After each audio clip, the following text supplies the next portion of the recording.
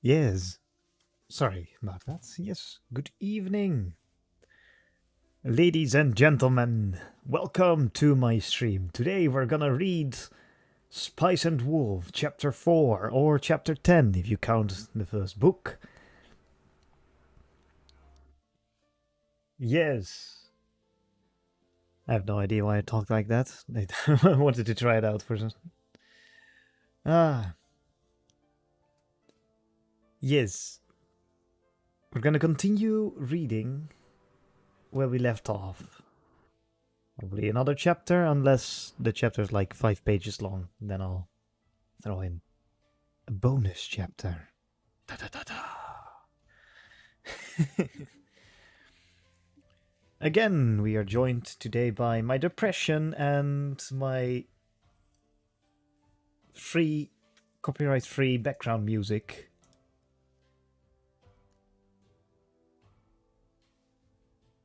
So let's see if stuff actually works. Give it a 3, 2, 1. Oh, it's actually set up right. I am a god.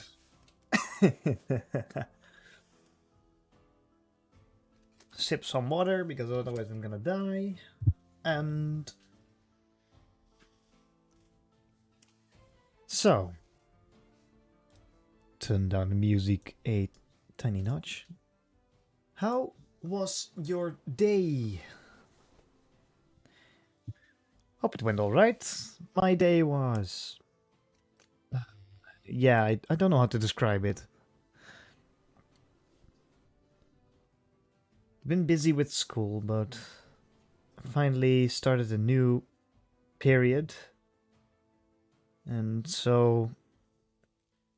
Lots of new stuff, but no more tests and stuff like that, so. We'll see how that ends up. It's the last period in this year. So I hope I'm gonna make it to the next year. Yes. Um.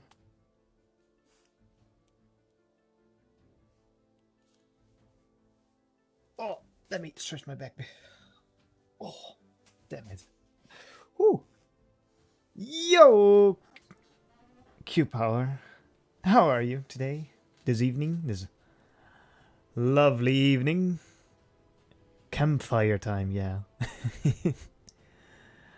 Ah.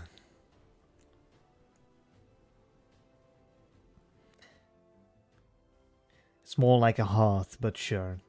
I'll I'll allow it. Ah. Good, good. Yes, I've been doing well. I was just saying, I started a new period on school, so last period of this year. Lots of new stuff, but no more deadlines for a while. Until next week, of course, but.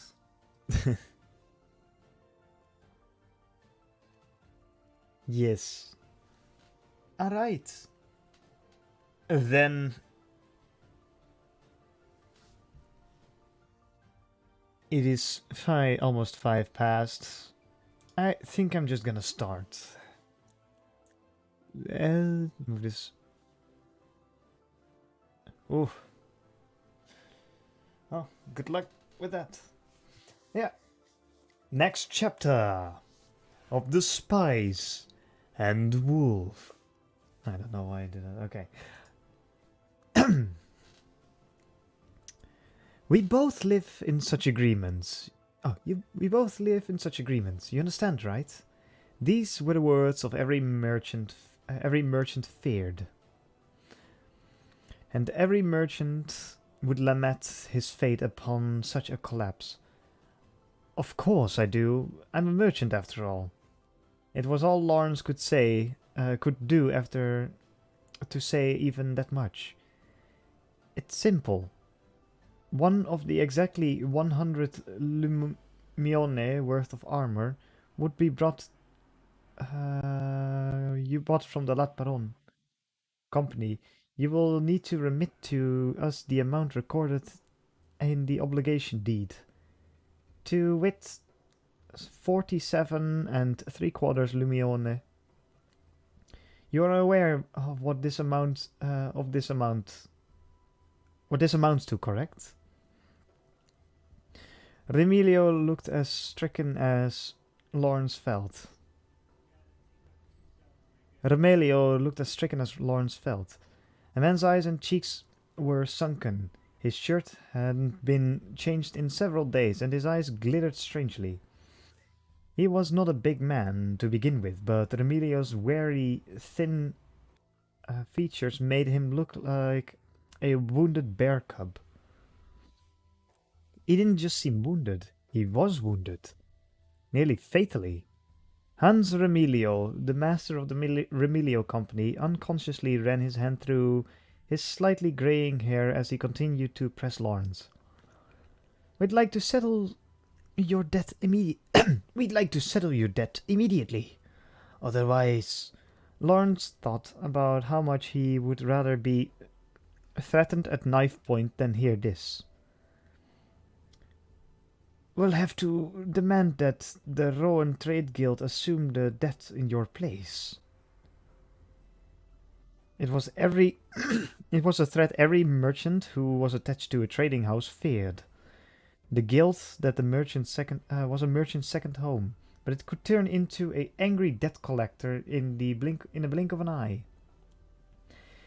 In that moment, merchants who go about their work prepared to have abandoned their homes, have nowhere to go for respite. Well, the term of the loan was through the day after tomorrow, so give me 2 days. I'll pay back the 47 and 3/4 lumione by then, said Lawrence. It was not the amount he could hope to collect in 2 days, even if he were to call in all credit from every conceivable source he had. The money wouldn't amount to half of what he owed. A person could live for 3 months on a single lumione. Even a child knew that 47 lumione was a huge amount of money, as did the bear-like master of the company, Remilio. Ruin. The words seemed to hang before Lawrence's eyes. What do you wish to do with the armor you brought, Mr. Lawrence? It will only sell for a pittance, even if it sells at all, regardless of where you go. Remilio's thin, derisive smile was not meant to mock Lawrence. After all, Remilio himself had been brought to the edge of ruin by the same plunge of armor prices that now threatened Lawrence. Ruvenhagen served as a supply depot for knights, mercenaries, and missionaries heading north to suppress the pagans. Thus, armor and scriptures were reliable sources of profit. Every winter there was a major campaign. The march was timid to coincide with the birthday of Saint Ruvenhagen.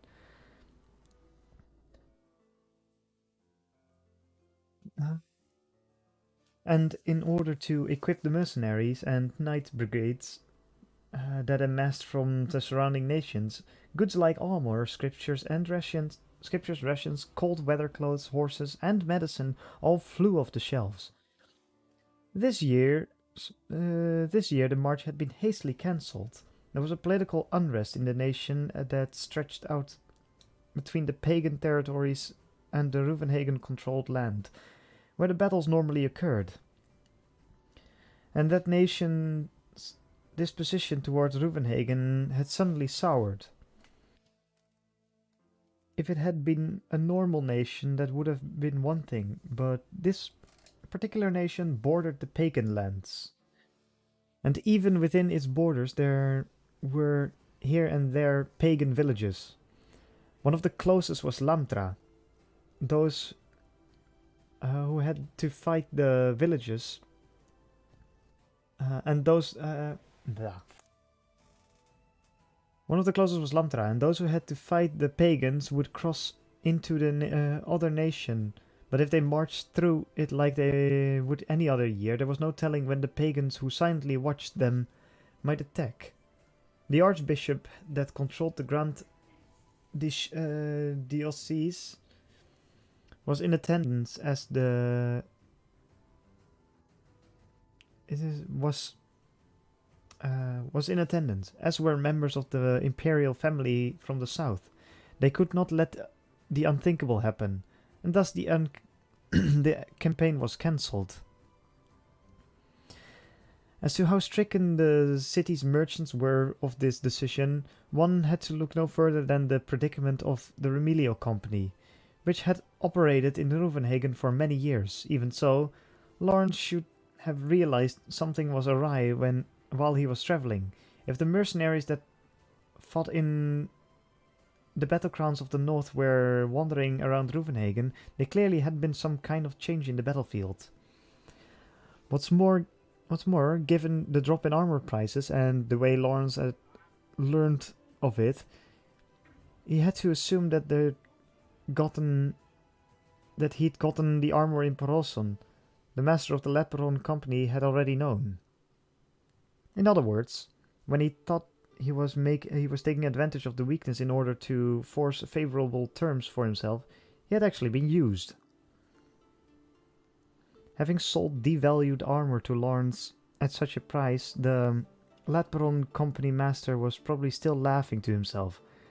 And because the price of the armor had dropped so much, he knew that it would either be impossible for Lawrence to pay him back or would take significant effort. Thus he had sold the obligation to the long-standing Remilio company, perhaps judging that it would salvage his position. In the middle of all of this, Lawrence had drawn the worst lot. It was a failure that made Lawrence want to tear his own limbs off, and yet Lawrence found some strength. "I'll sell it high somewhere, you'll see. We'll settle this debt in 2 days. Will that do?" "Yes, I'll be waiting." You could have put out a fire with the cold sweat that both men were bathed in, but somehow they managed to preserve the decency of a business negotiation. They were both people, after all. However, they were also both merchants. Lawrence stood and Remilio gave him some parting words. "I should say," he began, "that our company's stalls are near the city gates. If you plan to use them, do let us know. In other words, don't try to run away." I expect I'll be busy with negotiations, so although I appreciate your informing me, I doubt I will use them. If Hollow had been there, Lawrence would have had to laugh at the Battle of Wills. But as both he and Remilio were on edge, he had to be honest. Bankruptcy meant death in society. It would be better to be a beggar, shivering from cold and hunger. If creditors caught up with you, they would sell off everything you owned, even your hair, would cut off your and sold. Even your hair would be cut off and sold for wigs. And if you had good teeth, they would be pulled out and used for someone's dentures. Your very freedom could be sold, and you could be made to toil as a slave in a mine or aboard a ship. And that wasn't even the worst that could happen. If a nobleman or a wealthy person demanded it, you might even pay with your life, but you would have no grave, and none would mourn your passing. That was the inevitable reality of bankruptcy. "I'll take my leave then," said Lawrence. "We look forward to seeing you in 2 days. May God's protection go with you." The weak devour the still weaker. It was the way of the world. Nonetheless, Lawrence clenched his fist until his knuckles were white from the rage he felt. But half of that anger was at himself. He could not undo this error. unescorted, he walked down the negotiation room to the third floor of the loading dock, to the first floor. Holo was dressed as a town girl and was thus unable to be present for the negotiations. She waited in the driver's seat of the wagon, watched over from the trading company. Watched over by someone of the trading company. The moment Lawrence emerged onto the dock, Holo turned around with a start. Lawrence wondered how terrible he must look. Sorry to keep you waiting, he said, climbing onto the wagon. Holo gave a vague nod, peering at Lawrence curiously. Let's go.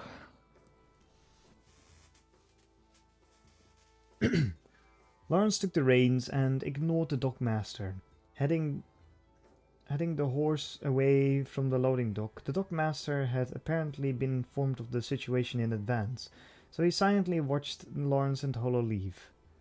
As they descended the slope, descended the slope from the dock down onto the cobbled street, Lawrence let slip a great sigh. It escaped him with all the anger, frustration, and regret piled up within him. There was so much sheer defeat in the sigh that if a rabbit had been nearby, it might have died on the spot. But it was not as though the sigh had taken Lawrence's merchant sense from him. This was no time for despair. His mind swirled with cold fury as he began to calculate how he might raise the funds. Hey! A timid voice cut through his trance. But what happened? Holo asked with an awkward, anxious smile. Holo, whose true wolf form Lawrence had fully accepted. Holo, whose true wolf form Lawrence had fully accepted. She had surely overheard the conversation with Remilio, so her question must have some other intent. Lawrence imagined what he looked like to Holo. Image was a merchant's life. He took his hands off the reins and forced himself to relax his tense facial muscles. If you want to know what happened, the load behind us is worthless. Then I suppose I didn't hear wrong. Incidentally, this could mean bankruptcy for me. Holo's face twisted, pained. Perhaps she understood the sad fate that awaited the bankruptcy, like a lamb being led to the slaughter. Then her expression changed. Her cool wolf's eyes regarded Lawrence evenly. Will you run? If I run once, I'll be on the run forever. The information networks of the trade guilds and the companies are like the very eyes of God. No matter where I went, if I tried to do business, I'd be found out immediately. I'd never be able to be a merchant again. But the going rate for an injured animal to free himself is gnawing through its own limb. You won't content yourself with that? Impossible, answered Lawrence flatly. Holo turned away as if thinking. If I pay back the equivalent of 47 Lumione gold pieces, that'll be enough. I still have my goods on hand. I can settle my debts and sell the armor somewhere far away, where it'll fetch a decent price. It's not impossible, said Lawrence, as if it were simple. In reality, the ease with which he explained it was equivalent to the impossibility of the task. But he had no other choice. His merchant spirit was part of it. If he tried to run, his life as a merchant was over. His only option was to struggle until the end. After averting her gaze for a while, Holo turned back to Lawrence. As if weary of looking at his stricken face, she smiled thinly. I'm Holo the Wise Wolf. I'm sure I can be of some help. Holo the Wise Wolf. I'm sure... this is rather different from covering your meals. Hollow jabbed Lawrence in his side with her fist. I said, I said all along, I said all along I'd pay for my own food. I know, replied Lawrence as he brushed her fist away. Hollow's eyebrows were raised as she sniffed slightly. Her anger dissolved. She looked expressionlessly at the horse. When she spoke, it was as though she was uttering a grave oath. If it becomes necessary, I will swear on my honor to free you, even if I must use my power within this wheat. Within the pouch that hung from Hollow's neck was the wheat that contained her essence. If she used it, she could easily return to her true form. Yet Hollow loathed above all else the terrified gazes of those who saw her form. Those reactions were a prison that condemned her loneliness. She had once returned to that shape deep in the underground canals beneath the port city of Pazio, but that had been because Hollow herself was in danger. This was different. The danger now confronted Lawrence alone. He was meekly gratified that Hollow was prepared to go to such lengths for his sake.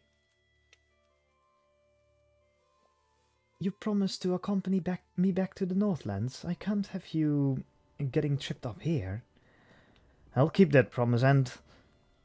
Lawrence closed his eyes and took a deep breath. If it comes to it, I may need saving. Lawrence felt a new sense of relief, knowing that there was someone he could rely on. Hollow grinned. Count on it, she said.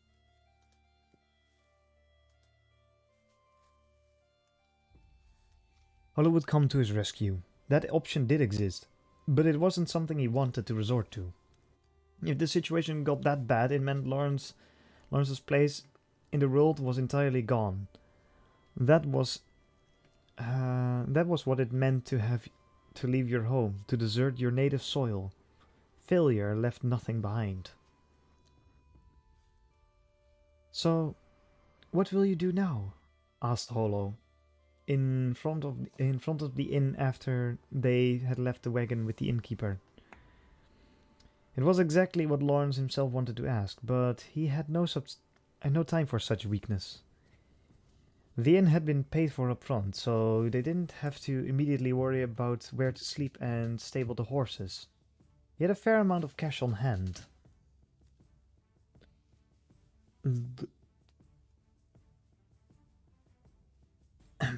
It was fortune within misfortune that they wouldn't immediately lack for food and shelter, but the remaining options were few, and time in short supply. We'll go to the guild house first. That's all we can do. If they're truly your comrades, they'll come to your aid. She meant it as an encouragement, but Lawrence knew all too well that the world was not so simple. In his 10 years spent in the world of merchants, he had seen any number of people whose support would disappear as soon as you found yourself in a predicament. Right, I'm heading out for a moment, so you just wait here. Hollow stamped her foot like before Lawrence could finish her sentence. Do I look like the kind of ungrateful wolf that lets her companion face a crisis alone? No, but do I? She looked up at him, feet planted. You don't, that's not the issue. Then what is the issue? She moved aside for the moment. But the look in her eyes made it clear that she would block him again depending on the answer. The guild house is like a home for merchants like me. You understand what bringing a girl home means, right? It is not as though I'm playing at ignorance of the situation. Explaining your situation is impossible. How am I supposed to account for my relationship to you? Hollow would be burned at the stake as a demon if the church was to find her. Although Jacob, who ran the guild house in this city, was even more understanding man than himself, Lawrence knew that it would be a disaster if he, for some reason, decided to turn Hollow into the church. And besides, many merchants from the Rowan area came through the guild, and not all of them were so understanding. He couldn't risk it. Lawrence would have to engage in at least a bit of deception in order to explain his connection to Hollow. But could he pull it off? Jacobs could spot a lie 100 leagues away. Just claim we're lovers then. Tis better by far than being left here, said Hollow. It was clear she was worried about him. Lawrence knew that if their positions were reversed, he would be angry if she tried to go off and solve her problems alone. He knew he would feel betrayed if she told him, stay at the inn. Hollow averted her eyes. He would just have to pray. Fine, come along. You're the smart one anyway. You can rely on me. However, Lawrence stepped aside to allow a traveler to enter the inn. This is a business meeting. Don't do anything crazy. That lot can give a rough welcome. Lawrence said this with a tone that made it clear he would brook no argument on the matter. His colleague's idea of a welcome would be a real baptism by fire. But Hollow seemed happy as long as he was taking her with him. She nodded agreeably. Right then, let's go. Let's. The two walked off briskly and soon disappeared into the crowds. Just as Lawrence was about to knock on the door of the guild house, someone came out. It was obvious at a glance that he was a town merchant, but no sooner had he spotted Lawrence with a surprise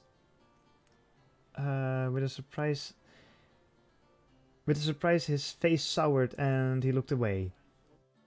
He was clearly a messenger from the Remilio Company. The most likely scenario was that he had come to inform the guild of Lawrence's position and the possibility that Remilio Company would turn to them to guarantee Lawrence's death. Lawrence said nothing, simply giving way to the man all as though he was no one in particular. The merchant himself would probably never have deigned to undertake such a role if his own company were not in such dire straits. As it was, though, the Remilio Company was trying to force Lawrence to pay up. The man practically scurried away from Lawrence. The person who liked bringing others to ruin was actually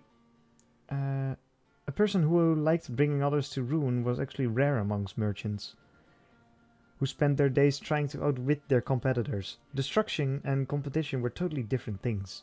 I dare say I thought he was going to take a swing at you. Hollow seemed to have noticed that the man was from Remilio, but Lawrence only gave a pained grin at her joke. At least he spared us the trouble of explaining the worst news. I should thank him. I suppose it depends on the perspective. Finally able to smile, Lawrence entered the guild house. The merchants that dealt with fish, vegetables, and other perishable goods had mostly concluded their work for the day. Unlike the morning when Lawrence had come, the guild was now filled with men sitting at tables, drinking wine and having a grand time. Lawrence could put a name to each face.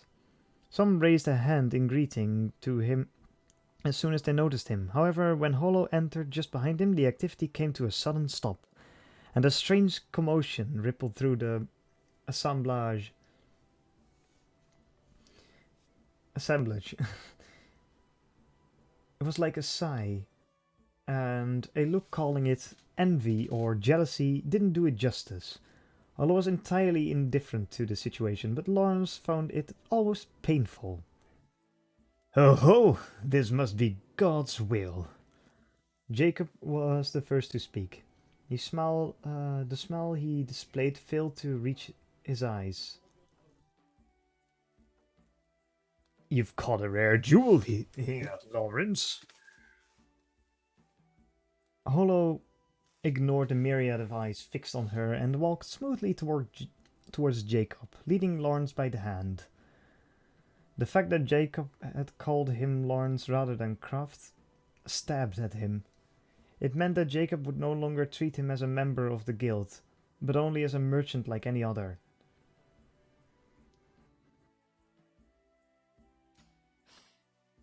I didn't catch her. I was caught by her, Chief Tarantino.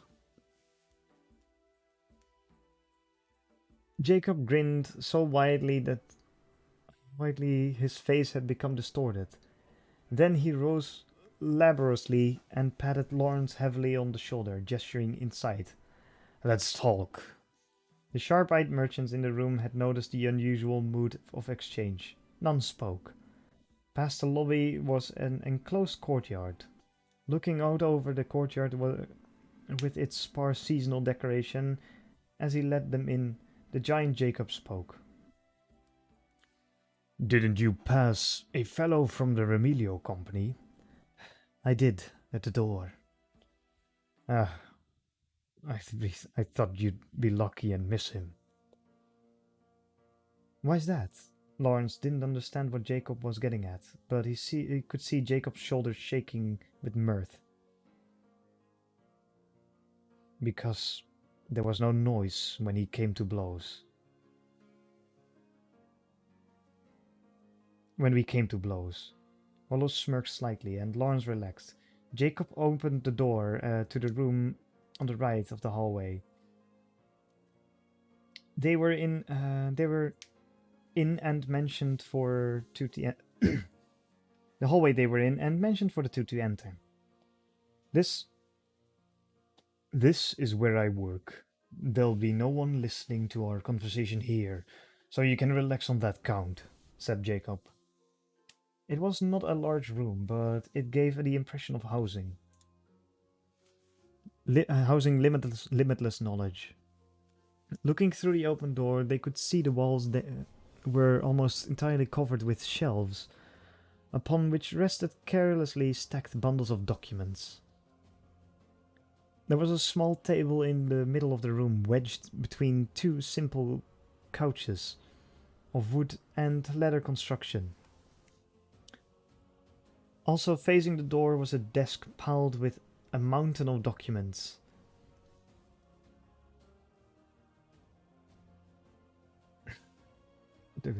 Though paper was becoming less expensive with each passing year, there were still fine varieties to be had.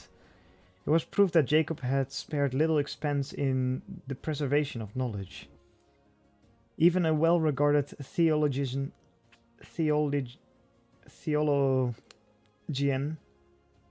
might not have collected so much.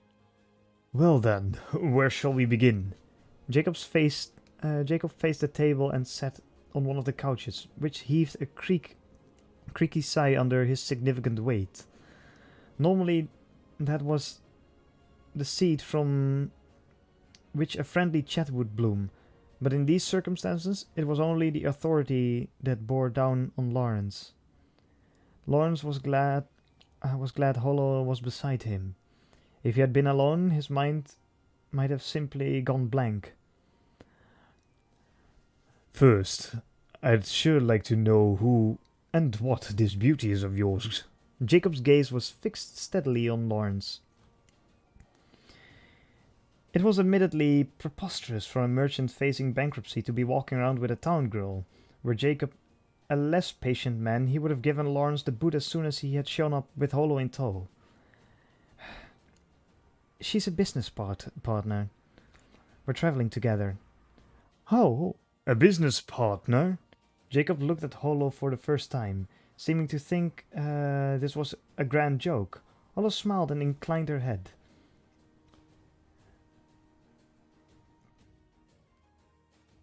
The Milone Company in Pazio offered me 140 trenny for the furs I was selling, but in the end they bought them for 200 trenny. She's the one who made that happen. Holo's face betrayed a certain amount of pride in opposition to Jacob's doubtful expression. His doubt was understandable. If someone had told Lawrence a similar story, he would have assumed it to be a lie. The Mylon Company was known in many nations, and those who worked for it were first-rate traders. Bargaining them higher in a price was not something that happened easily.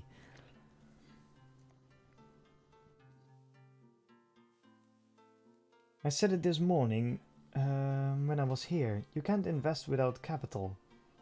Since the story of the furs was true, Lawrence spoke without fear. He had not thought about whether Holo would be angry at him for talking about it, but she seemed to understand that it was for the expediency's sake.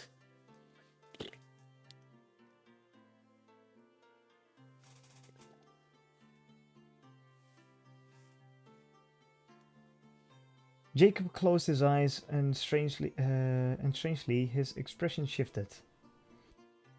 I don't need to know the details. Your like shows up every once in a while, after all. Huh? One day they just show up at the guild. Stunning beauty in tow. Everything going well in business and life. And they never want to give the details about the woman. So I don't ask anymore.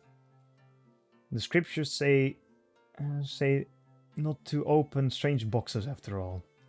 Lawrence wondered if it was a trick to make him tell the truth, but he didn't know what purpose it would serve. He tried to rethink his position. Perhaps the story of the cart horse turning into the goddess of fortune and traveling with a merchant was true. Lawrence himself was traveling with a wolf spirit who had taken the true form of a girl. Merchants like him were too realistic to assume they were somehow special. "'Tis a prudent decision," said Holo, which elicited a hearty laugh from Jacob. "Well then, let's speak frankly then, shall we?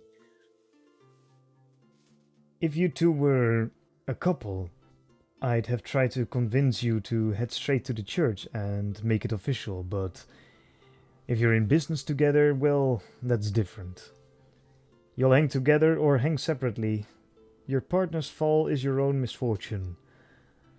The bonds of gold run thicker than blood." Jacob's couch creaked. "Let me get the story straight. The fellow from the Remelio that just left told it like this. Lawrence, a craft attached to the Rowan Trade Guild, bought 100 lumione worth of armor from a Latperon company in Paroson. We're liable for roughly half. Now the Remelio company holds the debt. Is that it?" Lawrence nodded painfully. "I didn't want to hear what kind of armor it was, but the armor is going for about 1/10 what it previously was. So even if you sell it for that price, you've still got to make up for about 40 lumione. That comes out to 1,500 pieces of trenny silver. After all was said and done, Lawrence had come away with about 1,000 pieces of silver from the Pazio affair. Even if he were able to repeat the stunt, there would be debt left over. It looks like you were completely taken by the Latperon company. I would ask for the details. From what I've heard, that won't change the situation. No matter what anyone thinks, you got greedy. No matter what anyone thinks, you got greedy and made a mistake. Is that right?" "It is exactly." Lawrence didn't try to make excuses, saying he had become greedy and summed up his predicament precisely. If you understand that, this will be a simple conversation. You must pay back your own debt. You must pay back on your own the debt that the guild will, in all likelihood, shoulder. When you meet with a fraud or extortion, when you become sick or injured and suffer losses, we in the trading guild put our credit on the line to save you. But not this time. The only ones to come to your aid now will be the gods. Jacob pointed a finger at Hollow, who glanced at Lawrence. All that beauty. I understand. Unlike craft guilds, a regional trade guild was built around assurance of mutual assistance. It ran on contributions from its members, and as Jacob said, it gave aid to merchants who had suffered from misfortune and otherwise be unable to get by. Members would also assemble in foreign lands to protest unfair treatment. The guild had not been created to guarantee the deaths of merchants whose greed led them to ruin. In such case, even if the guild temporarily assumed the liability, it would pursue repayment relentlessly. The other guild members wouldn't stand for the loss, and it served a lesson in restraint and of greed. Jacob's eyes were in bows drawn tight. Unfortunately, I'm not in a position where I can show you any compassion. And the reason why I must be so strict is just outside the lobby. It's just outside the lobby. It is the guild law. If it became known that this trade house goes easy on its members, it would be a target for riffraff from all around. Of course, I myself would be angry if I heard some other member had been saved from his own failure.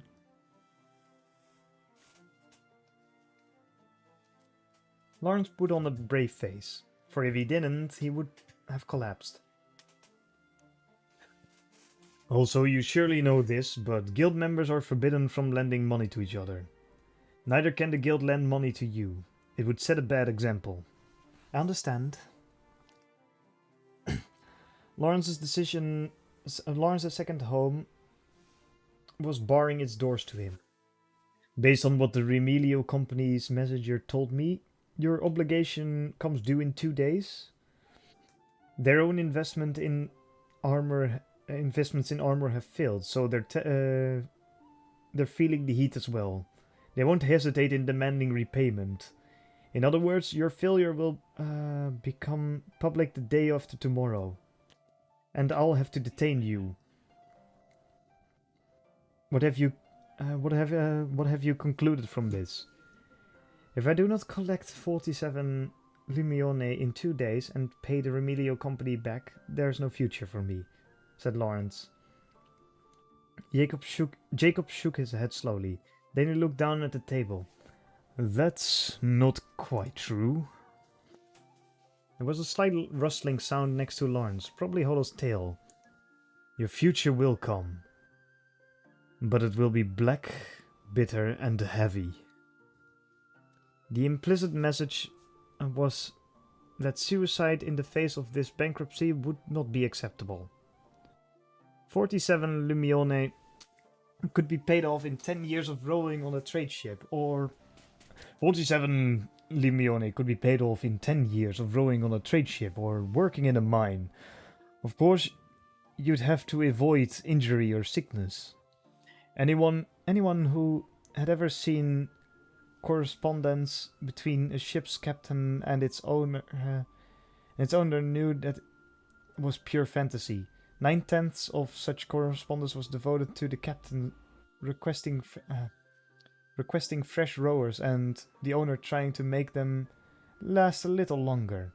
But 80% of rowers in long-distance ships were worthless after 2 years. Another 10% were finished after 2 more years. The remaining 10%, unbelievably strong-bodied men, wound up on anti-pirate vessels and never returned.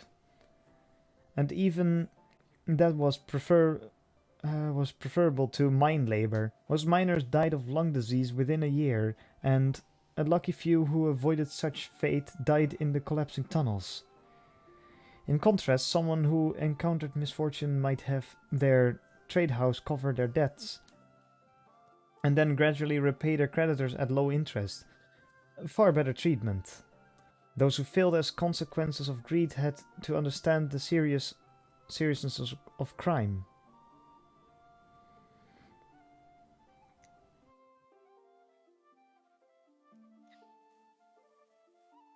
But but it is not as though I wish death on you. Don't forget that. A sin must be punished, and it is my duty to enforce that simple principle. I understand. Lawrence looked onto Jacob's eyes. For the first time, a flicker of empathy appeared there. There's nothing I can do besides wish you luck in the next 2 days. But if there's anything I can do, I will. Standard business assistance is no problem. Also, I trust you. I ought to tie I ought to tie you up for the next 2 days, but you can go free. The word trust weighed heavily on Lawrence's shoulders. Hollow had promised to rescue him if it came to that, but taking her up on that offer meant betraying the trust Jacob was showing him. Lawrence wondered if he could do that. He unconsciously muttered the problem to himself before speaking up. I thank you for your consideration. I'll try to find the money in the next 2 days. There are always possibilities in business, and some you can only see when you are in true danger. Lawrence's heart thudded at the statement. It could be interpreting as suggesting illegal activity. As the master in Ruvenhagen branch of the Rowan Trade Guild, Jacob had to confront Lawrence with harsh reality, but he was also worried about the young merchant, a person who was capable of only severity would be unfit to be the master of a merchant's second home. Have you anything else? Have you anything you want to ask or say? Lawrence shook his head and then spoke as something suddenly occurred to him. I want to think of what you'll say when I repay the money. Jacob blinked, then laughed loudly. The inappropriate timing of a joke made it all the funnier. I'll think of something. Don't you worry. And you, my dear, have you anything to say? Lawrence was sure she would say something, but Holo surprisingly shook her head wordlessly. Right. That would wrap things up. We shouldn't talk for too long. There is a suspicious lot out there. You know, if rumors get around, it'll be harder for you to act. Jacob stood from the couch, which creaked again. Lawrence and Holo did likewise. Jacob and Lawrence knew it was a bad idea for merchants to wear dark expressions, so they made an effort to appear normal, as if business had just discussed and was nothing more than a bit of small talk. When they reached the lobby, Jacob returned to his usual spot and waved Lawrence off lightly. Yet the people drinking wine in the lobby had nothing to say to him, as if they had sensed something was amiss. Lawrence felt the weight of the ice in his back. He closed the door behind him, and Holo, as if to seal the guild members away.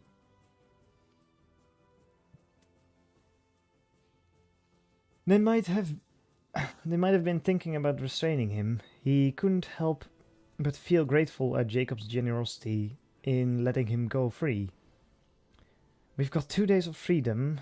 We have no choice but to see what we can do within it, murmured Lawrence to himself, but the notion of raising 47 Mione without any capital was delusional at best. If there was any such method, the beggars of the world would have been rich men. Yet he had to think of something. If he didn't, his future wasn't worth contemplating.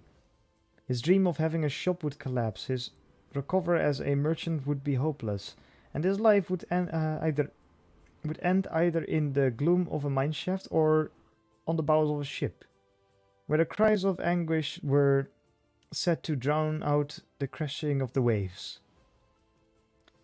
He tried to buck himself up, but to put on a brave face, but the more he tried to reassure himself, the more the impossibility of the situation closed around him. Jacob trusted Lawrence enough to give him the freedom for 2 days, but Lawrence began to wonder if it was just Jacob giving a doomed man his last days of freedom. As he thought about it realistically, raising 47 Lumione in 2 days seemed impossible. He noticed his hands were trembling. Shamed, Lawrence made a fist to stop the shaking. Then a small hand rested on top of his. It was Holo. He suddenly remembered she was there. He wasn't alone. Coming to that realization, Lawrence found the composure to take a deep breath.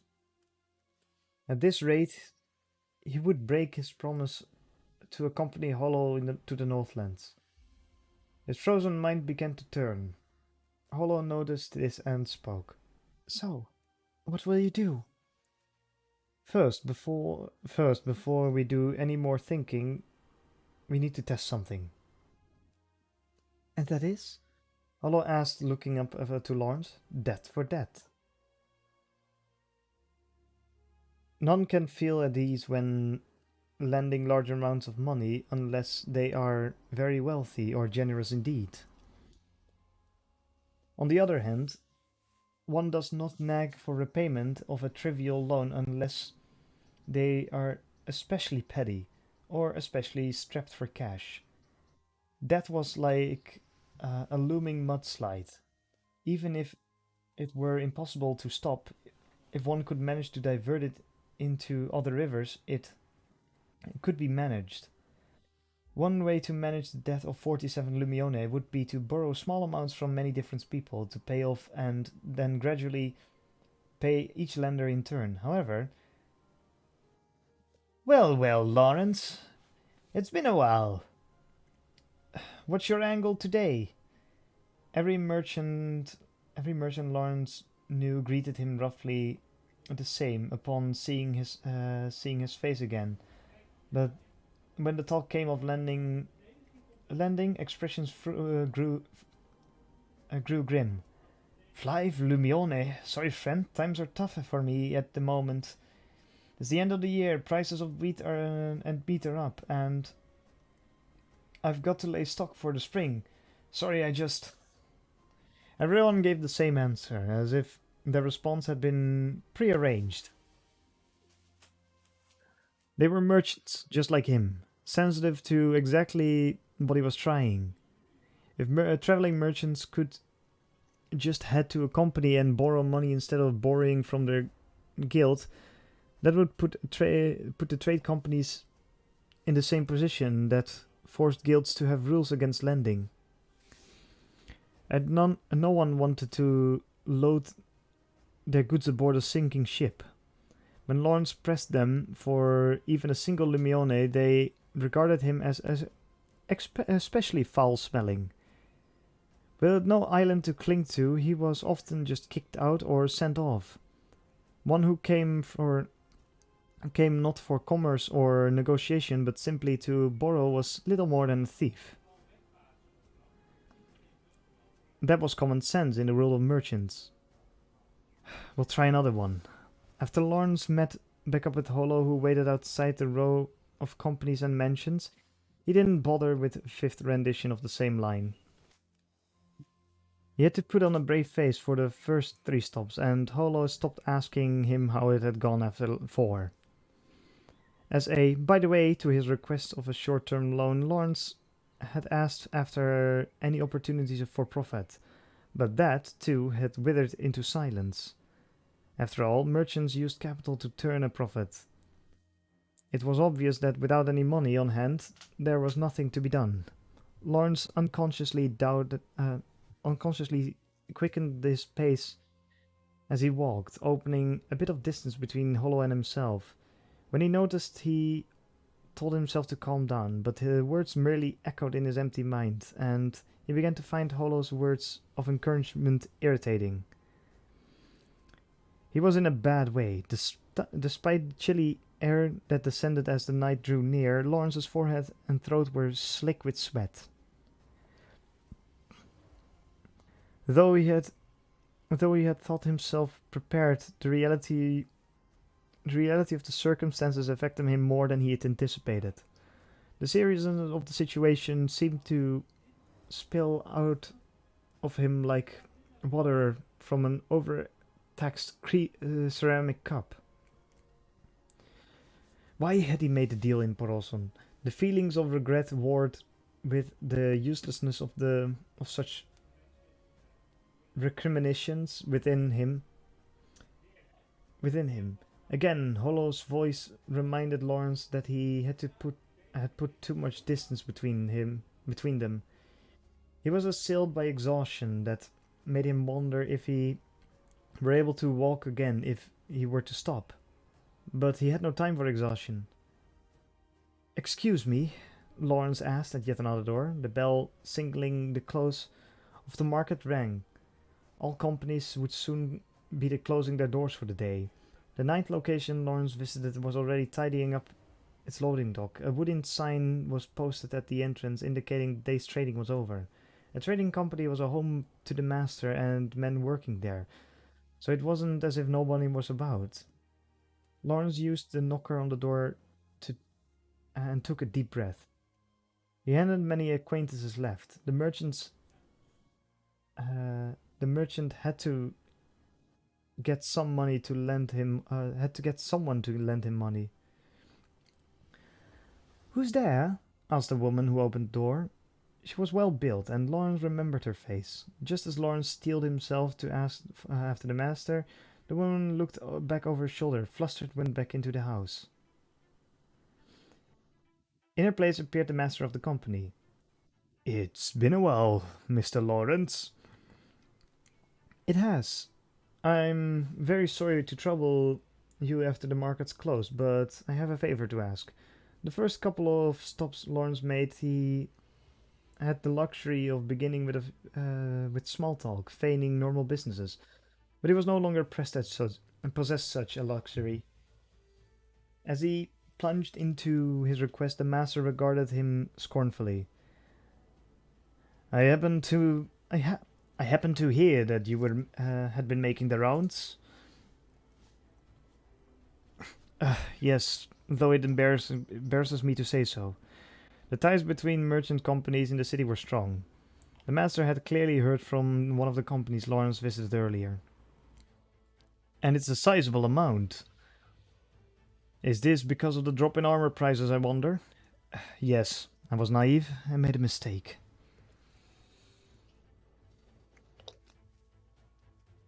Even if he had to grovel and throw himself on the mercy of others, Lawrence had to borrow the money.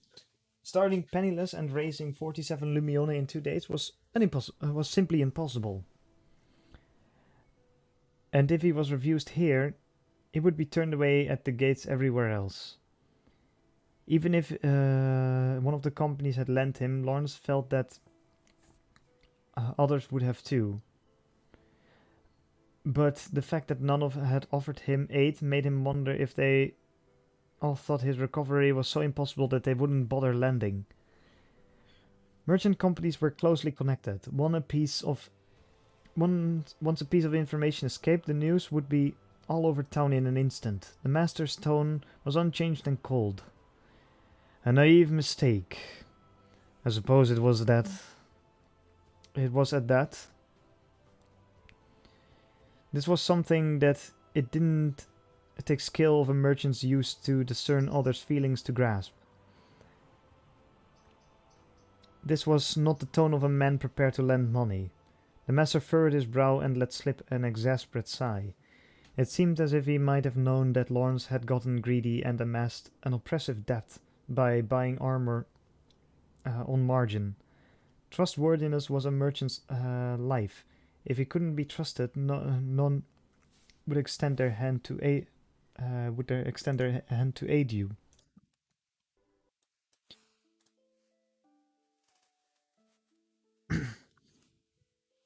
And your debt was your own responsibility. If you couldn't pay it back, it was your own fault. Lawrence hung his head, feeling the strength drain from him like so much water. The master continued speaking. Yet only the gods can predict can predict a sudden fall in price. It is unfair to rebuke you for being unable to do so. Lawrence looked up in spite of himself. He saw a glimmer of hope. If he could get a loan here, it would be easier to get loans from others. And his skill as a traveling merchant would be acknowledged to a degree. If he promised to pay back with interest, he might yet save himself. Hope, he thought, dangling before his own eyes. But when he looked at the master, his face greeted him held only scorn in their eyes. If you're in trouble, Mr. Lawrence, I thought that I might be able to help you, be of some help to you. You've helped me in turn a profit a many time. But while I'm a merchant, I also live by the teachings of God. And I need to know your sincerity. Lawrence did not understand what he was hearing, but nonetheless he frantically began to formulate an excuse when he was cut off by the particularly mercantile form of the master's speech. You've got a woman in tow as you make the rounds, depending on the compassion of others to lend you money? Preposterous. How far the Rowan Trade Guild had fallen. Preposterous. How far the Rowan Trade Guild has fallen. The words froze Lawrence cold as the master slammed the door in his face. He could neither move forward nor backward. It was as though he'd forgotten to breathe. The closed door was so quiet it seemed painted on stone. It was surely as cold and as heavy as stone. The door would not open again. Lawrence's connection with the merchants of the city had been cut. They would lend him no money. He backed away unsteadily from the door. Not of his own volition, but rather because his body seemed to move on its own. When he finally noticed his surroundings, he was standing in the middle of the street. "Don't just stand in the middle of the road!" The driver of a horse-drawn cart shouted at him, and like a stray dog, Lawrence moved to the edge of the lane. What should I do? What should I do? What should I do? What should I do? The words passed endlessly before his eyes. "Hey there. Are you all right?" At the sound of the voice, Lawrence started. "Your face is quite pale. Let's hear to the inn." Hollow extended her hand by comfort. But Lawrence had slapped it away. "If only you hadn't!" he shouted, but by the time he realized his error, he was too late. Hollow looked at him as though she had been stabbed through the heart. Having nowhere to go, her hand hovered there in mid-air before she slowly lowered it. She looked down, her face blank with neither anger nor sadness. "I'm sorry," she managed with a strangled voice, but she did not offer her hand again. Lawrence could do nothing but curse himself. The sound of the appalling thing he had done pressed on him. "I'm going back to the inn," Hollow announced quietly, walking off without a second look at Lawrence. Hollow could hear conversations within the next building, so she had certainly heard Lawrence's exchange with the master. Of course she would feel responsible and want to get away. She had been worried enough about him to accompany him after all. Yet just because her actions had backfired, she hadn't lightly apologized or acted confused. Instead, she had been genuine concern for Lawrence. He knew it was the most appropriate response. He knew that which made his treatment of her all the more reprehensible. He couldn't find the words to speak to Hollow, whose back was disappearing into the crowds, and he didn't have the courage either. Lawrence cursed himself again. If the goddess of fortune existed, Lawrence wanted to punch her square in the face. Lawrence finally returned to the inn after only after the stalls had a permission to conduct business past sunset, had closed their doors for the day. He wanted to drown himself in wine, but he had no money, and sensed that it would be a kind of betrayal.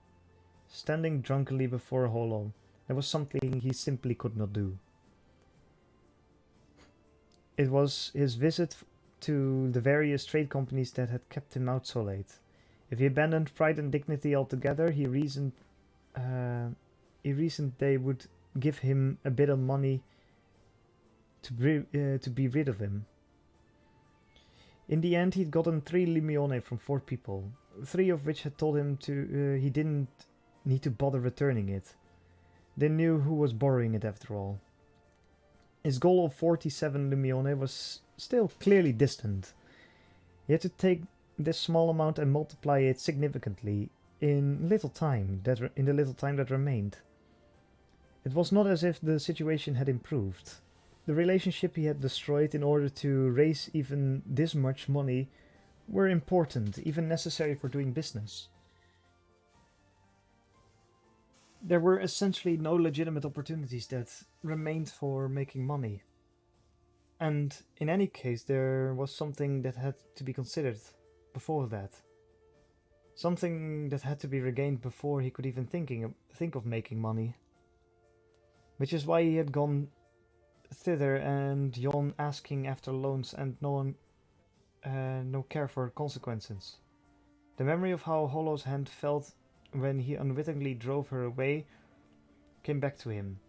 Pain swirled at his chest, seeming to pierce his very heart.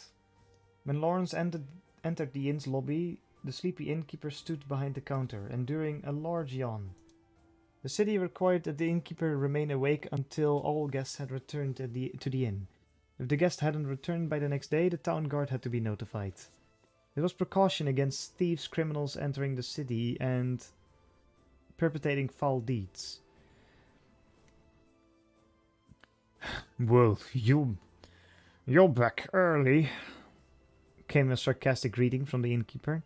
Lawrence waved it off and headed to his room. It was a single room on the 3rd floor. Lawrence didn't want to consider the possibility that Hollow had simply gone off somewhere else. For the second time that day, he took a deep breath and opened the door. Whether he opened the door slowly or quickly, the creaking sound would have been the same, so he did it briskly and entered. Between the terrible building conditions and the huge number of travelers who passed through Ruvenhagen, a room with a bed was already fairly luxurious. This room, with its crude bed in the center, had a simple table by the window and still cost a pretty penny, but now Lawrence was grateful that it was so small. If it had been even a little bit bigger, he probably would have hesitated to speak. I was curled up on the bed, illuminated faintly by the moonlight that had entered through the creak in the shuttered window. Hollow. The brief utterance diffused in the small, dark room, and Lawrence was beset by illusions that he had never said anything at all. On the bed, Hollow did not so much as move. If she had never wanted to see it again, she would not have come back to the inn. The fact that she was curled up in the bed soothed him that much, at least. I'm sorry. Those were the only words he could ever think of to say, but Hollow remained still. He could not imagine that she was sleeping, so he took one step towards the bed and gulped. Instantly he felt a sharp sensation at his feet. He had stepped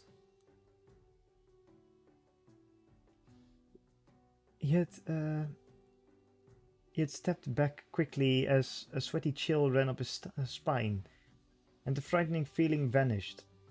He looked back at Hollow he looked back and forth between Hollow and his feet. When someone is truly angry, Lawrence thought, just getting close to them can almost feel like being burned. Disbelieving He slowly reached his hand out and was met with an overwhelming aura. Her anger was literally palpable. There was a distinct layer of air that felt strangely hot and cold at the same time. Lawrence steeled himself and reached his hand out again. It felt as if he was plunging his fist into burning sand laced with blades. His senses told him his flesh was charring and being cut into pieces. He remembered his first glimpse of Hollow's true form in the underground passageway, and he willed himself to take a step forward, and in that moment there was a rustling sound, and just as Lawrence thought he saw Hollow's blanket move slightly, his sense was deflected by something hard. He saw her bristling a tail had been flicked away. Her bristling tail had been flicked away, but a pain lingering in his hand distinctly thought so that he didn't have time to wonder whether it was illusionary or not. Then he realized that Hollow had felt the same pain when he struck her hand. Lawrence had been prepared for this reaction, whereas his rejection of Hollow came utterly without warning. The surprise alone must have hurt her. Again, he cursed his own mistake. Lawrence took a leather pouch from underneath his shirt and tossed it onto the bed. It was all the money that he had spent the day burning bridges to acquire.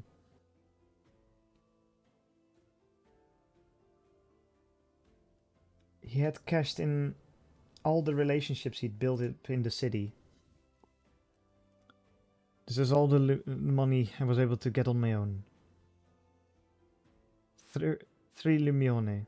I still have to raise over 40 more, but I've no way to do it. I think of no way that to use the capital to raise what I need. To use that capital to what I need.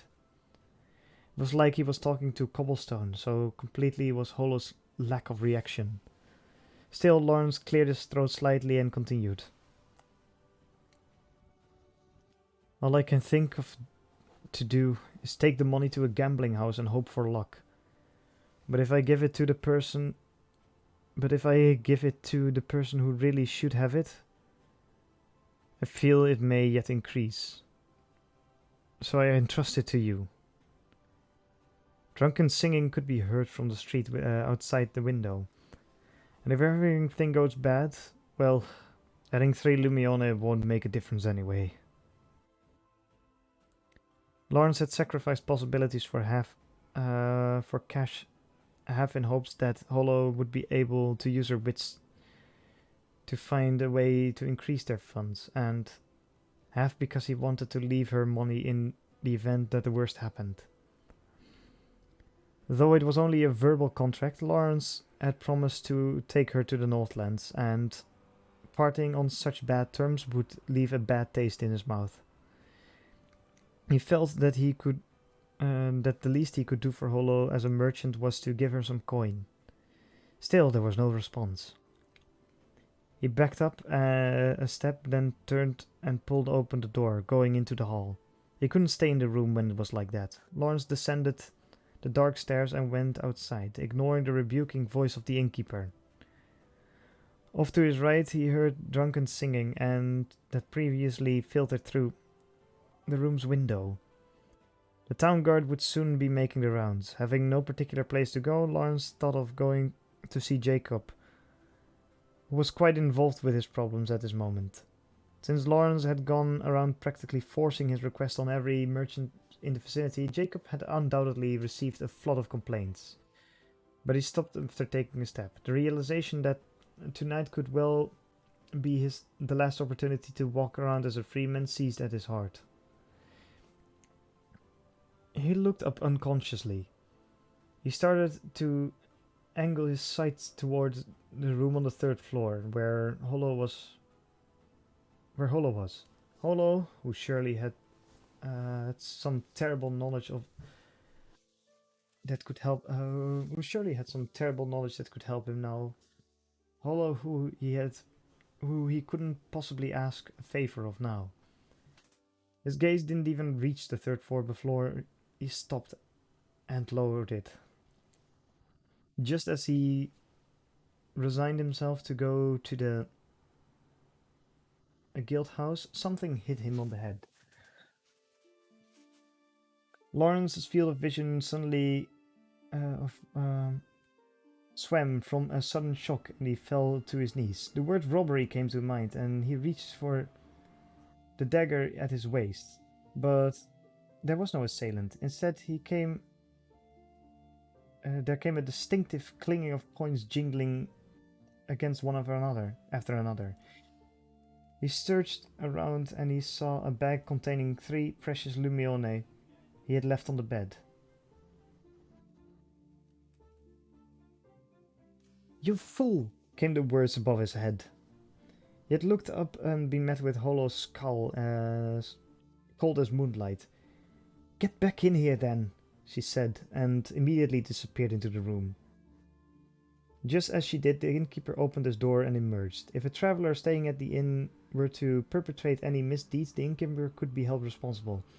As someone going out in the middle of the night had to be up to no good, the innkeeper had to come to bring Lawrence back in, but Lawrence had no longer any reason to stay out. He calmed himself and picked the purse up, holding it up lightly to the innkeeper.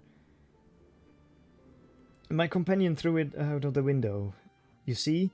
he said with a rueful smile. The innkeeper made a put-upon face. "Try to keep it down, please." He chided, opening the door. Lawrence nodded curiously. Curtly, and headed back up the stairs to the room. In his hands was a purse with 3 limione. He stood before the door in the first room on the 3rd floor and opened it without much hesitation. Olo had taken off her robe and sat cross-legged on a chair by the window. "You fool!" was the first thing she said. "Sorry." Lawrence could think of no better reply. It accurately reflected what was in his heart, but was too brief. Yet no other words came. "The money," said Hollow with equally short words, as a displeased expression on her face. "How do you collect it?" "You really want to know?" Hollow looked away as though presented with her least favorite food. What was I to do with what was I to do? Run off with your precious money? "That's half the reason I collected it.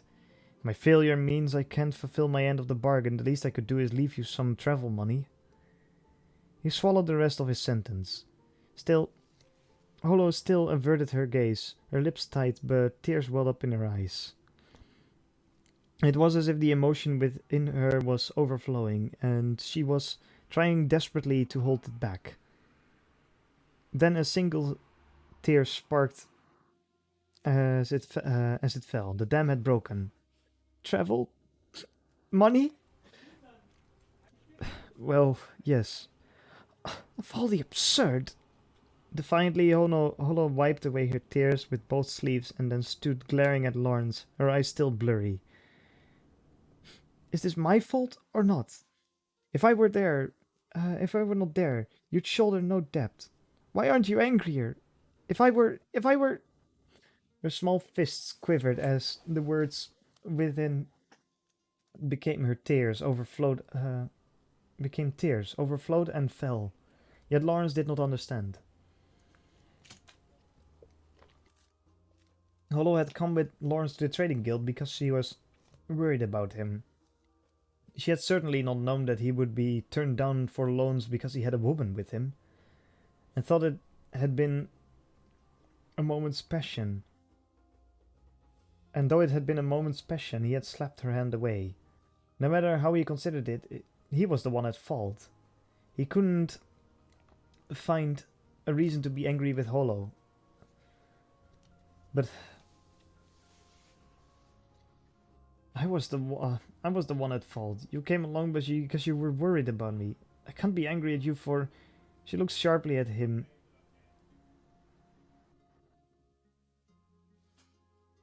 The moment he started speaking, Holo turned and grabbed the back of the chair. You? She picked up the chair. Fool! Alarmed, Lawrence winced, but Holo did not throw the largest chair. Soon he realized it took all her strength to lift the chair and she couldn't throw it. Damn this, she said, perhaps cursing the heavier than expected chair, or perhaps Lawrence. But there was one thing he knew. Holo's thin arms could not hurl the chair by force of emotion alone. Her moonlit body leaned towards the window, hands still on the chair, eyes still glaring at Lawrence. Look out! Just as the chair leg clattered against the window frame, Lawrence sprang forward, grabbing the chair with his left hand and Holo's thin wrist with his right. Despite the fact she had nearly fallen out the window, the chair and all, Holo continued glaring at Lawrence. Unable to bear the gaze, he looked away.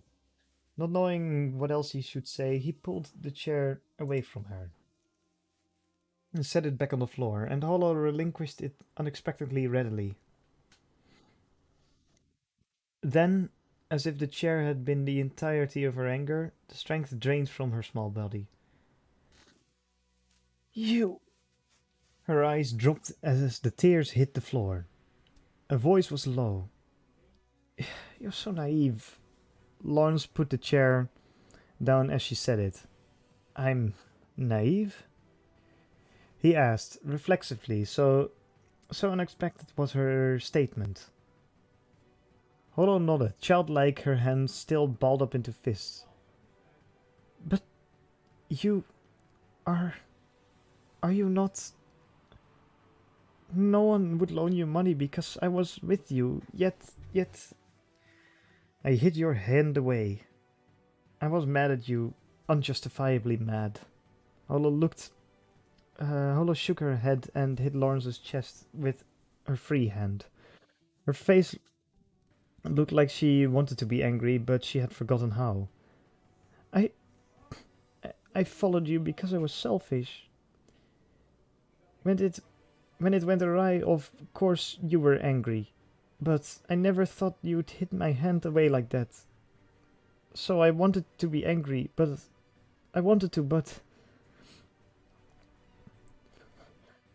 Lawrence started to understand how. How could I be angry at you when you looked at me like that? Holo wiped her tears again with her free hand, and became so foolishly vexed. She had been angry when he had slapped her hand away, but looking at Lawrence's face once he realized what he had done, had caused that anger to subside. Lawrence thought that he must have looked quite pathetic, but that didn't mean the rage inside Holo had entirely vanished. She had still been irritated at having her hand slapped, and wanting to be truly furious, but not being able to. That was only more frustrating. She hadn't responded to him when he returned to the inn because she had not known what to say. Her mind worked far faster than Lawrence's, yet it had been thrown into confusion without a clear object of her anger. Then, completely misunderstanding her, Lawrence had left the inn. Had left her at the inn with the 3 precious Lumione.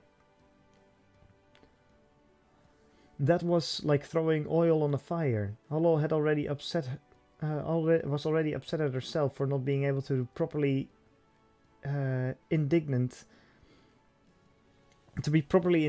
and him leaving the coin only made it harder to be angry. I'm sorry. No, what I mean is, when I hit your hand away, I thought I'd done something I'd never realized I'd never be able to take back, no matter how much I apologized, said Lawrence slowly. Hollow looked at him with eyes that seemed tired of fighting. She was probably tired. Despite her quick mind and quicker tongue, she had been angry enough to try and pick up and throw a heavy chair. Her wolf form was notwithstanding. Lawrence did not think that her small body could sustain such ferocity for long. Anyway, I just wanted to undo what I'd done, and if it didn't come across well, I'm sorry. Lawrence inwardly cursed his limited eloquence. Odo lightly hit his chest again and raised her right hand. Right, you... Just answer me one more thing. Lawrence had no reason to refuse, so he nodded at Holo, whose hand clutched his shirt, but Holo did not say anything immediately. She hesitated several times before speaking. Why are you so... She glanced up at him only for a moment. Soft-hearted. She finished, then looked immediately away, as if to escape. Nonetheless, the whole of her attention was focused on Lawrence, and Lawrence alone. It felt like she was anticipating something. Her wolf ears, which had until a moment ago drooped dejectedly, now pricked up slightly, and her tail swished just a bit. Her small body was illuminated by the moonlight that fell through the open window. The truth was, the reason he had been so stunned by his own actions when he hit her, and he had so frantically gathered travel money for her, were one and the same. Allah was very special to him. And that was surely the answer she wanted to hear. Lawrence looked down at her and tried to answer. When he opened his mouth to speak, he realized that what emerged was just something other than what was in his heart. Just my personality, I guess. He was afraid of the reaction he would get if he answered honestly. There was no telling what would come from a frontal assault on the unassailable Holo. He feared her response, hence his answer. It seemed unfair. It seemed a consequence of his own weakness. However, you... Just as he realized her hand was shaking, Holo smoothly slipped her wrist from his grasp, delivering a punch to his gut as she spoke. Fool! Staggering back at the surprisingly forceful impact, he saw Holo glaring at him, still holding onto his clothes as if to prevent his escape. Your personality? Your personality! At least be a man and tell a lie worth falling for, you dunce! Lawrence winced in spite of himself. Holo could see through that much. Sorry. The truth is... But that's as far as he got. Still grabbing his collar, Holo grinned. Hear this, you. There are times when you want to tell me something, even if it's a lie. There are times when I want you to tell me something, even if it's a lie. And times when, if you lie, it makes me want to give your face a sound beating. Which of these do you think we face now? He was so stunned by her malicious smile that he barely managed to say, the latter. Whereupon Holo gave a long-suffering sigh and shoved him away. Her ears and tail twitched her displeasure. Her anger was easy to understand. Oh, you're a rare dunce indeed. How many males are there in the world, do you think, who would not have managed to say, I'm in love with you, or you're precious to me, or any line to get a female to fall for him. I can see quite clearly what you are thinking, but I simply cannot believe it. I cannot believe you are such a soft touch. Her eyes had gone past amazement into disdain, but she did not seem too irked. Thinking about the other way, Hollow wanted him to say it, but I suppose that is the same quality that lets me travel with you so easily. One can't have everything one wants. Her comments were scattered, but Lawrence had no real rebuttal. What had Hollow really wanted him to feel when he delivered his supposed line? Had she just been acting spoiled, teasing him, or perhaps... As soon as it occurred to Lawrence, Hollow reached her hand smoothly over to him and drew him near. Lawrence was immediately on guard for whatever she was planning, but she soon made her motive clear. I still want to hear you say it, so come now, try again. All he could think of to say was, give me a break, please, but he knew doing so would call down a fiery wrath upon him. Hollow gave him a slight cough and looked at him entirely expectant. Lawrence took a deep breath, preparing himself. The way she looked at him couldn't possibly be an act. Why are you so soft-hearted? She asked him again.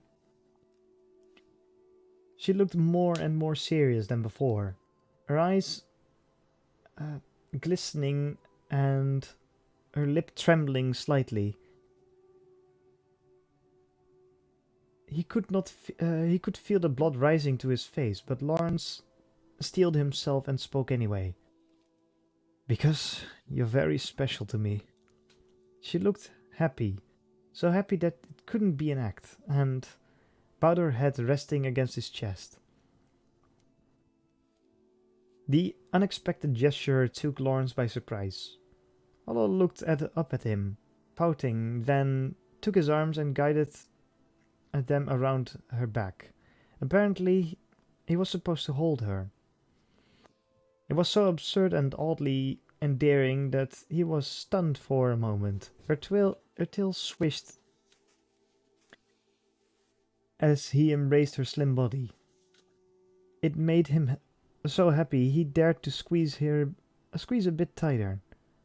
It was not long, but somehow the moment seemed to last. Hollow moved in his arms, which brought Lawrence back to himself. At which point, she laughed. Oh, what are we doing? You made me do it, said Lawrence, releasing her. Yeah, I suppose it was a good rehearsal for you, said Hollow mischievously. Lawrence was in no mood to give her a serious reply. When he slumped, she laughed hugely. Still, I must say, she said, apparently not finished, next time, just make me angry, yes? It is nice of you, it is nice you were so thoughtful, but sometimes it's quicker to have a loud row and solve our problems that way. It was a strange thing to say, but Lawrence couldn't bring himself to disagree.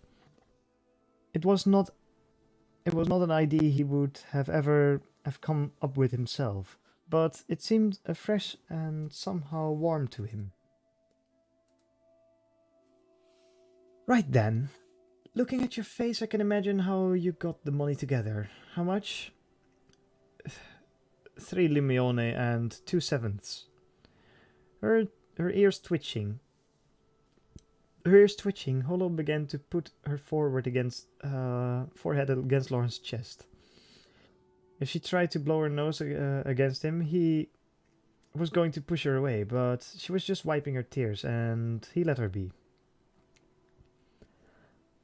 When she finally looked up, she was back to her old self. With a proud smile, she began to speak. You're right to to count on my wit. I have a cunning plan. What is it? Lawrence leaned forward, unconsciously out of a mix of curiosity and surprise. Olo made a face and pulled away. Don't look too forward to it, or else I'll worry about not being able to do it. Prefaced Holo. And then she launched into a very brief description of her scheme. It was simplicity and straightforwardness itself. It was so simple, in fact, that Lawrence's eyes bulged. What do you think? Can it be done? I'm sure everyone's thought of the same thing, but it's actually impossible. I'm sure there are those who've tried it and been caught. Oh, surely, if you get a bunch of different people together to cooperate, you'd never make it past the first gate. Holo had suggested smuggling gold, using an incredible simple, straightforward method. Lawrence would never have imagined Holo the Wise Wolf could make such a dangerous, hopeless proposal. Unsurprisingly,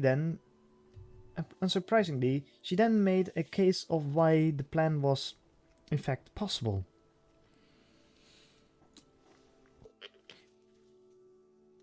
I swear it on my own ears and tail. I happen to know exactly who we can count on to turn this plan into reality. From what I saw, she can certainly do it. In truth, I'm reluctant to ask her, even if I can. Even if I can jump over the city walls. Even if I can jump over the city walls if need be, but with your predicament, we don't have that luxury. Lawrence could, of course, soon understood who Holo was talking about.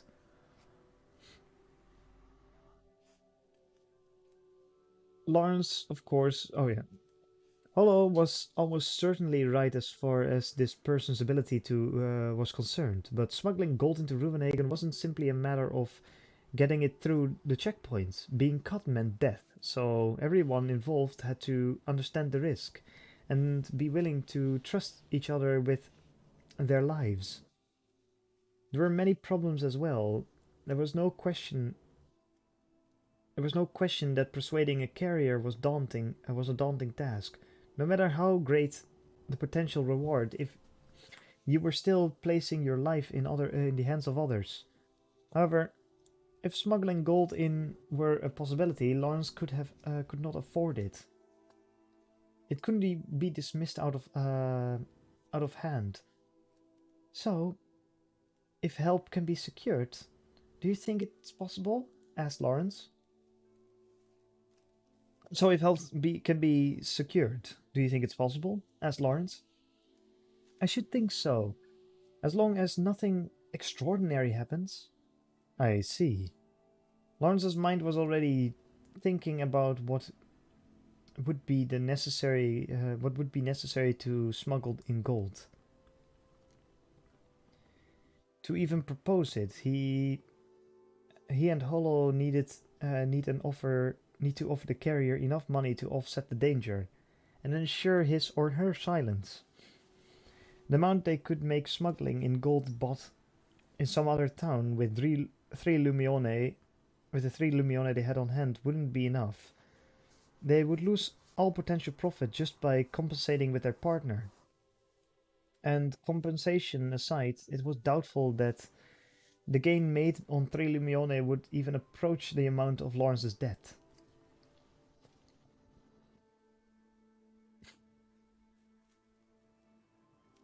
They had to pull in more capital. Holo, who said she could get past each checkpoint, realized this and suggested an alternate plan. If they proposed this plan to a potential investor, explaining the smuggling part would be a problem. Even more, they had to trust that the person lending them this money and aiding them in smuggling would not betray them. And those weren't even the biggest problems. The biggest problem of all was that Lawrence had no time. He was in deep thought when he felt a tug on his hand, bringing out his reverie. He soon realized that nothing had pulled him. Rather, Hollow had extricated her intertwined fingers from his hand and withdrawn her hand. Right. I'll leave you to work out the little details, she said. I'm going to sleep.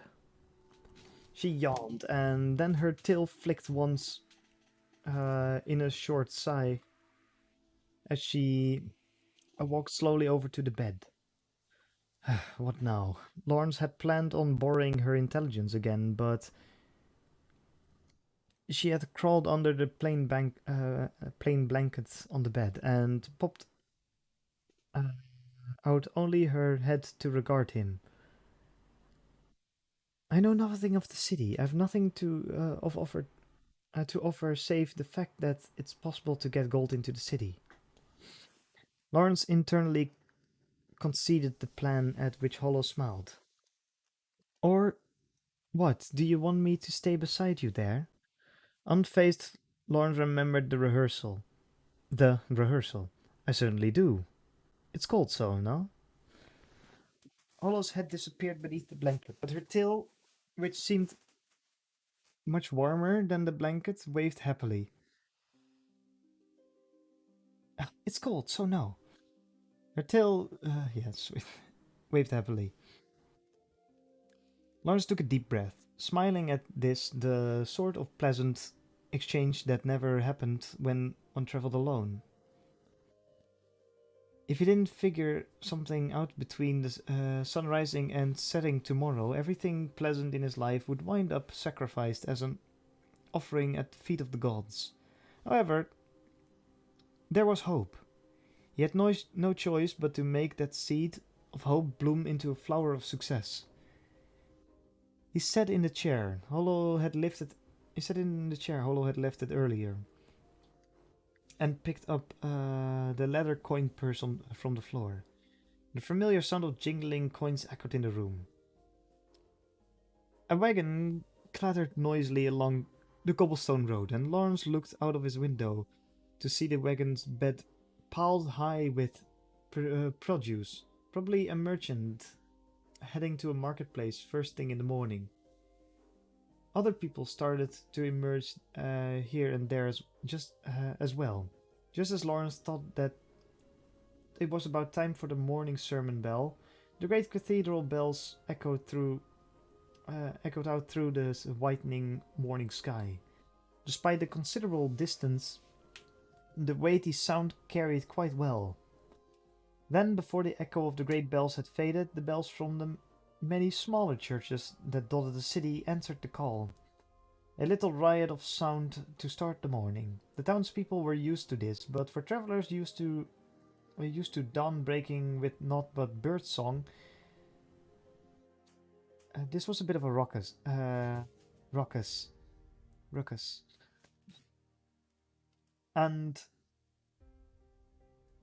And to a wolf whose hearing was far surpassed that of any human, the noise was more than a bit of a ruckus. She moaned her displeasure before rolling out of bed. Ugh. Good morning. Hollow said nothing, only nodding glumly. I'm hungry. Were finally the first words out of her mouth. If we head to the plaza, the stalls should be opening soon. Said Hollow, stretching almost cat-like, then combing her silk hair. So, having thought about it for a night, what do you think? We can do it. It was a short, blunt answer that Hollow, who had finished with her hair and was now combing her much more important tail, looked up, surprised. That was an awfully quick answer for you, she said. What do you mean? Hollow looked away Purposely,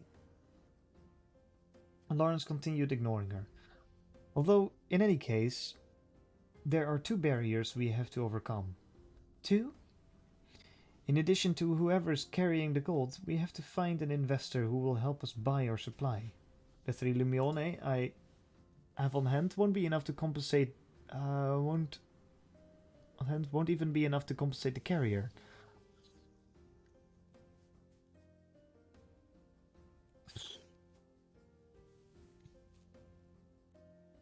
There's one more problem, is there not? You only have today. Can you bring the gold into the city so quickly? The self-proclaimed wise wolf's thinking was quick as usual. But it had all night to think, and his mind had reached a place the wise wolves had yet to settle. Naturally, I've thought of that. Naturally, I've thought of that. It seemed like the biggest problem to me as well. Call it strange, call it a miracle, but there is a key to solving those problems. Uh-huh? Lawrence smiled proudly at Holo, who regarded him as a master, who regarded him as a master who would a student about to be tested. We'll get the Remilio company to invest. Holo tilted her head slightly. The Remilio company was in the process of failing, just as Lawrence was, but it was hard to imagine that they were so stone broke that they would need to do the kind of naive door knocking as Lawrence. They would probably have enough capital to fund just one last attempt at a ground comeback, and those last precious funds would support the gold smuggling. Since the Remilio company itself was on the verge of ruin, they would have every reason to be interested in a reliable plan to move gold. Such smuggling was extremely susceptible to betrayal. In other words, once the smuggling was proposed to them, they were on the board. It would be bad for them if Lawrence preceded them to the road to ruin. There was no need for discretion on the part of those already headed for death. Lawrence would have only to say, the Remilio company is planning to smuggle gold, and their plans for a comeback would be destroyed. Thus they would have no choice but to postpone the repayment of Lawrence's debt. And in order to protect against betrayal, Lawrence had no choice but to make them his accomplice. This was his conclusion of the previous night. But in any case, we still lack time. This was the biggest problem that faced them. Then shall we go right after breakfast? Breakfast? One can hardly fight on an empty stomach. Now that Holo mentioned it, Lawrence thought back and realized he had not had a single bite since lunch the previous day. And realized he had, but either because of the all-nighter he had pulled or because of the intense work that there was left to do, he did not have much appetite. But Holo was entirely cheerful as she hopped off the bed, fastened her robe and skirt snugly around her waist, and put her handkerchief on her head. Some meat would be nice. Even if he had been fit as a fiddle, Lawrence would have found the idea of meat first thing in the morning entirely distasteful. After taking breakfast at a stall, Lawrence and Holo headed on foot to the Remilio company. Since they weren't arriving on cart and horse, they called this time at the front door entrance. As one might expect, given that the entrance faced the street, it did not seem much different from normal. But once they opened the door, which bore no sign of reading either open or closed, the unmistakable odor of financial troubles filled Lawrence's nose. It was clearly a different atmosphere from outside, where hope bloomed in the morning air. Here despair lurked in every nook and cranny, and there was a hungry impatience and feverish aura scattered throughout the place. The simple presence of absence of money could change the very atmosphere. Um, might I ask who is there? A middle-aged man who greeted them wore a hard expression. It was early for a sudden visit. Nonetheless, he was relatively calm and his voice polite. He was thin, probably always had been. My name is Lawrence. I visited yesterday. And there is something I would like very much to speak with Mr. Emilio about. Is that so? This way, please. Oh, I'm terribly sorry. Your companion? She's my apprentice. It's convenient for her to be dressed as a town girl at the moment, but I look forward to her becoming a fine merchant woman in the near future. I'd like her to sit in on the meeting. Lawrence spun a great lie without any hesitation. The men seemed to accept it. Female merchants were uncommon, and girls aiming to become one were even less so. If you'll follow me, then. Lawrence followed the man into the building. Hollow trailed after him. The workers on the first floor of a sported bloodshot, dark-circled eyes. Just like Lawrence's previous days, they had been working frantically through the nights on ways to raise money, most likely. Please wait here. They were led to a room on the third floor. It was probably the room normally used for negotiations about jewels, spices, and other high-priced items. Lawrence sat not on a plain cloth chair, but on a overstuffed couch with leather cushions. May I convey what your business is with us today, Mr. Lawrence? I'd like to discuss a way to settle the debt with this company, and possibly for this company to settle its own debts as well, said Lawrence, smoothly and evenly, looking straight into the man's eyes.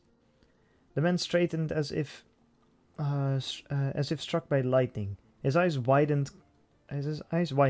He considered Lawrence with obvious doubt in his eyes, probably wondering if his visit to the struggling company was a ditched effort of a thief. Your doubt is entirely understandable. That is why I'd like to speak with Mr. Emilio as soon as possible. The man appeared flustered at having been seen through. I will take your message to the master, he said, taking his leave. 8 or 9 times out of 10, Remilio would have taken the bait.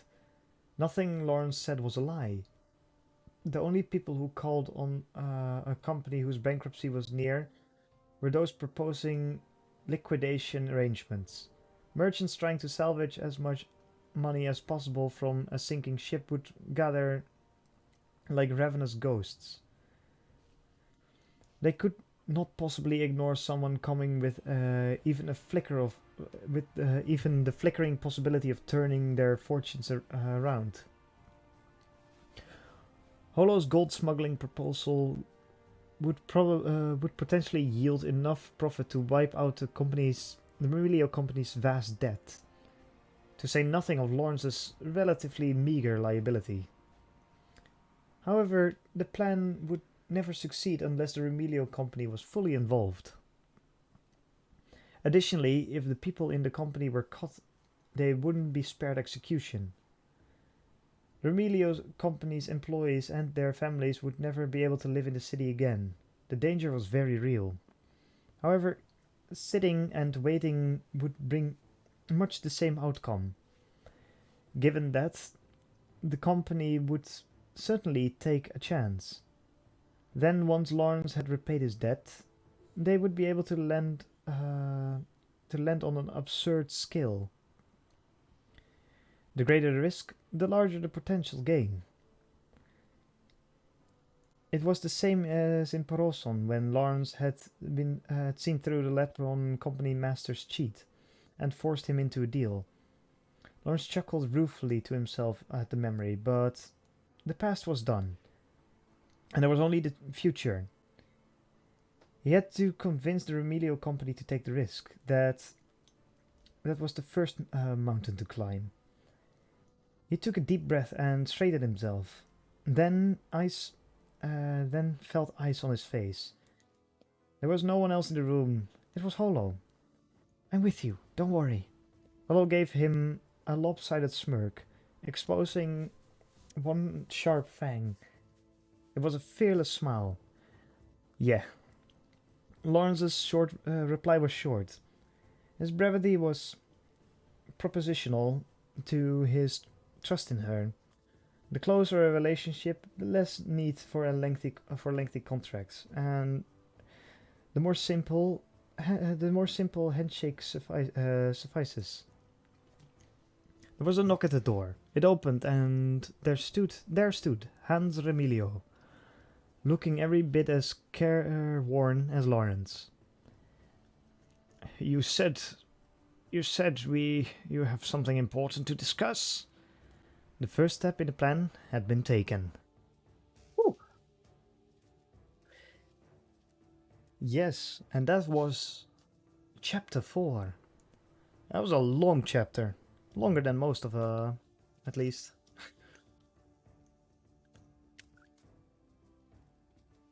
Oh, sip. Yes.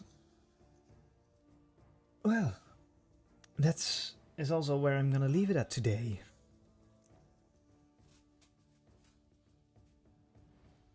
That was a heavy chapter. My god. This wasn't the wholesome book that I was reading last week. Oh well. Things seem to be... I'm looking because of food coma. Yeah, I know that feeling. Oh. When you're full, you're full. But oh well. Yeah. Tomorrow there is Dead by Daylight. And Thursday, or Nekopara, I'm gonna die. But yeah, I'm gonna leave it at this. So I hope you all have a good night. Sleep well, and I'll see you all tomorrow. Bye bye.